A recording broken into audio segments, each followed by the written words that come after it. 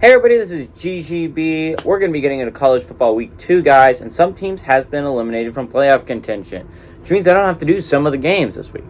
Not a whole lot. It hasn't eliminated a whole bunch of games, but I don't have to do almost every single one like I did last week. If you did not know, the only 2 games I didn't have to do last week was UConn and Charlotte, and being the genius I am, I still accidentally did the Charlotte game, so I only didn't predict one college football game last week. So there will be more. I'm not predicting this week. It will be more than one. But I'm still doing a whole bunch. So it would be a great appreciation if you could go down, hit that like, hit that subscribe button. We're up to 45 subscribers, guys. That's an insane amount for this channel. But I'd like to get that up to possibly 100 by next year at around this time. So I know this is an ambitious goal, but if you could just hit that like and subscribe button, that'd be hugely helpful to the channel. Don't forget to also follow my other channel, GGB Alternate Channel. I'm going to be posting stuff that's not football related on that one soon. So don't forget to go over there and like that one and subscribe to that one. That's going to be my alternate channel for just me goofing around and stuff. But at 7:30, we got Louisville, which started off the season 0-1. Traveling to UCF, which started off the season 1-0. UCF favored 6 points on ESPN2. And this is going to be an elimination game, ladies and gentlemen. We're not going to get a whole bunch this week, but whoever wins this game continues is still playoff eligible, and whoever loses is out of playoff eligibility. Louisville last week lost badly to Syracuse. Malik Cunningham went 16-23, threw for 152 yards, 0 touchdowns to 2 interceptions. Tyon Evans had 13 carries for 89 yards and a tutty, and Tyler Hudson had 8 catches for 102 yards. UCF, on the other hand, is a completely different story.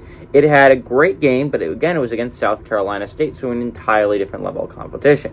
John Plumlee, a freshman quarterback in 2019 who started for the Ole Miss Rebels, was benched and replaced by Matt Corral, transferred to UCF this offseason, and he went 20-31, threw for 308 yards, 4 touchdowns to 0 interceptions, and had a 64.5% completion percentage.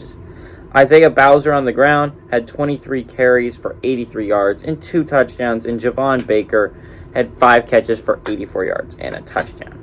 Now, Louisville leads the series 2-1 all time, and the last game obviously went to Louisville in 2021, 42-35, when UCF lost the heartbreaker. If you guys don't remember last game these two teams played, Louisville had the ball in the closing seconds. It was tied 35-35, right? Louisville throws an interception. UCF recovers that interception, gets it at the 30, I think, or maybe around the 40 at Louisville, with about 50 seconds left. Plenty of time to go down the field, just get a touchdown, win the game. The first play after that interception, there's a fumble. The Louisville defense returns it for a touchdown and wins the game.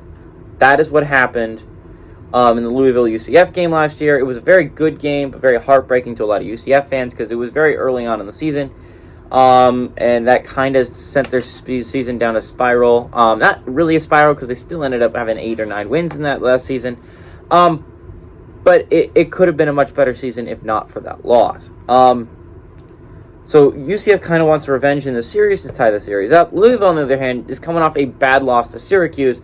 And Scott Satterfield has suddenly jumped himself into a very much hot seat.